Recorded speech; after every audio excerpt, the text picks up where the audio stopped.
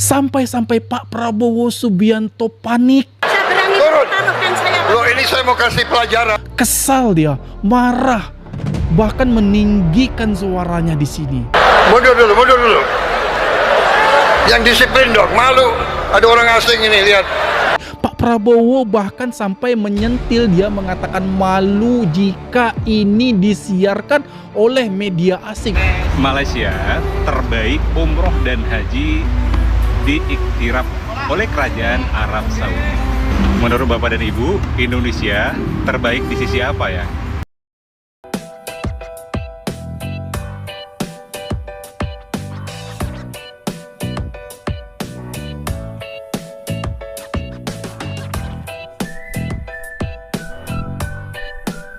Assalamualaikum warahmatullahi wabarakatuh, dan berjumpa kembali hari ini masih bersama saya di hari Jumat nan cerah. Bagaimana kabar Anda semua di sana? Doa yang terbaik tentunya seperti biasa hadir dari saya untuk kita semua. Semoga dalam keadaan sehat walafiat dan apapun itu aktivitas kegiatan yang kita kerjakan hari ini semoga membawa berkah dan barokah, diberikan kemudahan, kelancaran oleh Tuhan Yang Maha Kuasa. Amin amin ya rabbal alamin.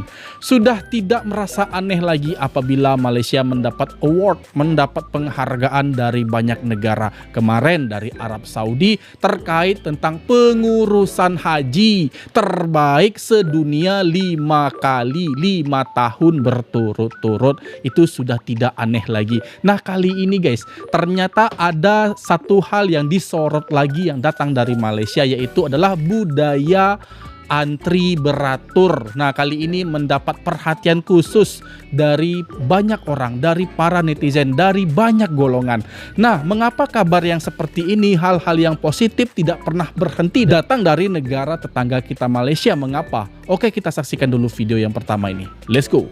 Arab Saudi umumkan penyelenggara haji terbaik 2026 diraih oleh Malaysia. Dan justru netizen bertanya, bagaimana dengan Indonesia? Dan ini tuh bukan sekali aja ya teman-teman. Malaysia dapat Diamond Award 5 kali berturut-turut. Bayangkan, dan selain Malaysia, negara yang mendapatkan Diamond Award adalah Irak dan Ethiopia. Bahkan perunggu diraih oleh Aljazair, Tunisia, serta Singapura. Pakistan dapat penghargaan khusus untuk manajemen kerumunan di Mina Arafah. Dan India untuk inovasi layanan digitalnya. Lah, terus Indonesia masuk kategori apa, Ri? Kita kan negara dengan jamaah haji paling banyak di dunia. Nah, itu dia ironinya, Rin. Indonesia justru nggak masuk satupun kategori. Padahal kuota kita paling besar sedunia. Penghargaan Labbaik Tom ini diumumkan langsung sama Menteri Haji dan Umroh Arab Saudi, Dr. Taufik bin Fauzan Al Rabiah, di acara penutupan musim haji akhir Mei 2026 di Mekah. Dan yang bikin makin nyentil lagi adalah di saat yang sama penyelenggaraan haji kita lagi disorot. Disorot soal apa emangnya, Ri? Tim pengawas haji DPR RI nemuin masalah di Mina. Jadi mulai dari distribusi makanan yang telat, tenda yang padat, sampai fasilitas yang terbatas. Bahkan anggota tim WAS, Seli Adriani Gantina, mengungkapkan bahwa ada laporan jemaah yang gak dapat makanan sampai 9 jam di Mina. Jadi sambil negara lain dapat Diamond Award, negara dengan jemaah terbanyak di dunia malah pulang tanpa satu kategori pun.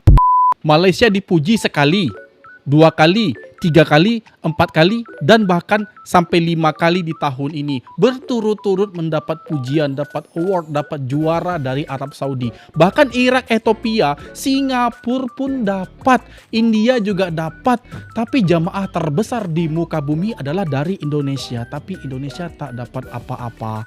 Bukan untuk kita mendiskreditkan, melainkan ini menjadi renungan bagi kita semua. Ada apa dengan penyelenggaraan haji kita? Ada apa semua ini? Dan mengapa kita tak mendapatkan apa-apa? Seharusnya kita yang mendapatkan, tapi negara tetangga kita lah yang bisa memperoleh semuanya. Singapura dapat, Malaysia 5 tahun lagi, Ethiopia, Irak, India. Diharapkan ke depannya semoga ada gebrakan, perubahan, perbaikan, supaya kita juga bisa meraih prestasi itu di luar negeri, terutama di pengurusan haji. Bayangin aja Malaysia bisa bukan hanya sekali, melainkan 5 kali. Terbayang nggak sama kita? Apakah nggak ada renungan bagi kita sampai sana? Kok Malaysia bisa sampai 5 kali berturut-turut? Padahal jamaah hajinya tak sebesar dengan yang ada di Indonesia ini. Tapi mereka bisa mendapat pujian langsung dari Raja Arab sana. Kita kok tidak begitu? Malaysia terbaik umroh dan haji diiktiraf oleh Kerajaan Arab Saudi. Indonesia juga terbaik.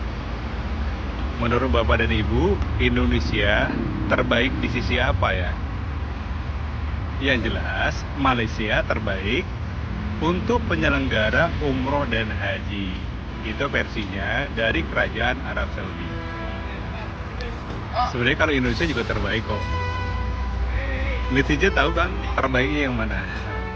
Pokoknya intinya semoga pemerintah kita menjadi bisa evaluasi diri, perbaiki yang mana kekurangan, kesalahan, sehingga tahun depan jamaah makin nyaman, damai, sentosa untuk melaksanakan ibadah haji. Kekurangan ini bisa menjadi pelajaran untuk musim depan. Setuju gak? Kalau setuju, semoga kita saling berbenah diri, ya. Nah, ini dia satu kata yang mujarab, yaitu adalah evaluasi. Evaluasi, permohonan perbaikan secepatnya supaya musim haji tahun depan kita juga dapat berprestasi di tanah suci. Tapi ada pula yang berpikir, bang, gak perlu gitu-gituan, yang penting kita tunaikan haji. Kalau kita dapat penghargaan dan pujian, tentu sama seperti orang Malaysia kan, kita akan bangga, kita akan bersyukur, bangga kita menjadi warga negara Indonesia, apalagi mendapat pujian itu dari luar negeri. Tentu tambah bangga. Iya, udah. Iya.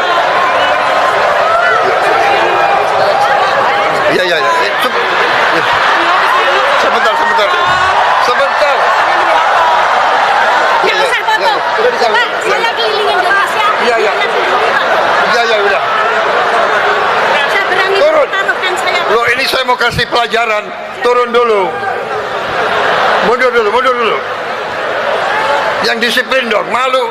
Ada orang asing ini, lihat. Kamera.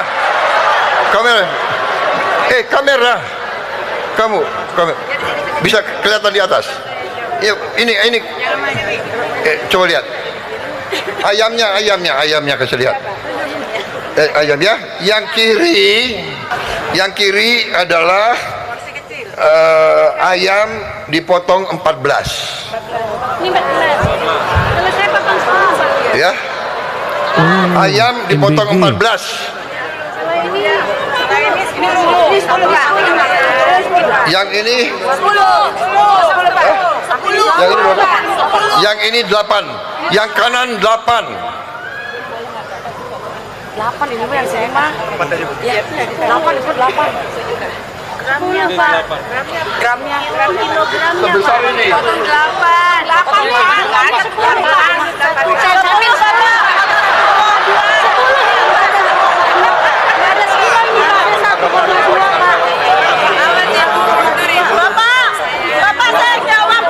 Bisa di atas panggung begitu kok.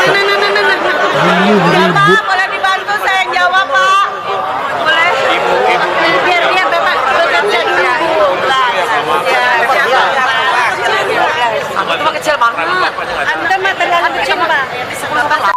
Sampai-sampai Pak Prabowo Subianto panik, kesal dia, marah, bahkan meninggikan suaranya di sini.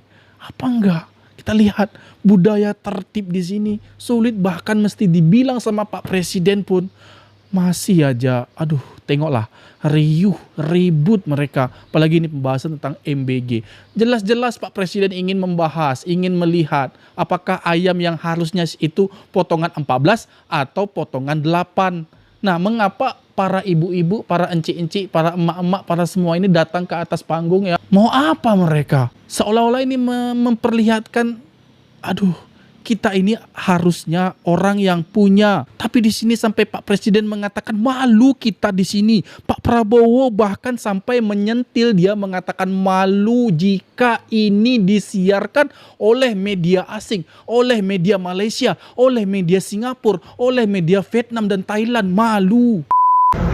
Jujur aku selama di Malaysia itu kagum banget sama orang Malaysia kalau mereka ngantri atau beratur guys. Soalnya mereka itu kayak tertib banget, nggak pernah mau melanggar atau nerobos antrian gitu. Benar-benar tenang, nggak ada Terus ada suara lagi sama satu, sekali. Aturan tidak tertulis kalau misalnya kalian lagi naik eskalator nih di Malaysia. kalian berdirinya di sebelah kiri aja guys kalau lagi santai. Soalnya kalau di sebelah kanan itu mereka buat orang yang mau mendahului, jadi nggak ngeblok orang yang mau jalan cepet gitu guys. Ini dia Aku nih. kasih contoh Ini ya. dia. Nah ini kan. Nah ini nanti kita bahas ini. Ini perlu kita bahas.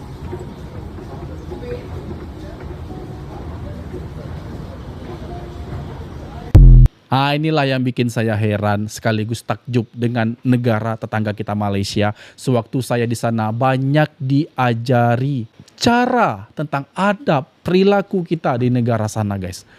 Apalagi untuk menaiki bukan hanya eskalator melainkan tangga. Dan juga kita harus berjalan di sebelah kiri. Pernah saya mencoba untuk berjalan sebelah kanan. Saya ditegur oleh orang Malaysia, kamu jangan di sebelah kanan jalan, harus di sebelah kiri. Dan kemudian saya juga lupa lagi guys, karena itu memang tak biasa terjadi di sini. Lupa lagi saya berjalan ke sebelah kanan, tapi bukan itu karena saya sengaja, saya lupa.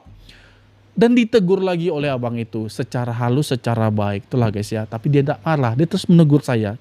Jadi itu seolah-olah itu menjadi pelajaran bagi saya guys. Untuk menjadi lebih baik ke depannya. Ada juga tertentu membuang sampah, tidak boleh sembarangan. Dan itu juga terbawa kepada saya ketika saya makan, minum, apapun itu bungkusnya nggak langsung saya buang. Saya tahan dulu, saya pegang dulu, saya masukkan poket. Ketemu tong sampah, saya buang ya guys ya. Jadi mentalitas seperti itu akan membangun citra kita di dalam negeri di Indonesia. Karena masih banyak saja orang yang melakukan hal yang amburadul. Ya, untuk itu kita perlu melihat wajah dari negara asing. Bagaimana adab kita supaya kita masuk ke negara kita sendiri dapat merubah semuanya. Setidaknya kalau tidak semua orang, kita bersama keluarga kita sajalah yang dapat merubah itu. Minimal sampai di sana. Oke, demikian dari video aku. Semoga video ini bermanfaat bagi kita semua. Aku mohon maaf jika ada kesalahan kata, kesalahan sikap anda semua mohon dimaafkan. Karena saya nyala manusia biasa yang tak luput dari kesalahan. Saya akhiri dulu videonya. Wabillahi taufiq wal hidayah. Wassalamualaikum warahmatullahi wabarakatuh. Bye-bye.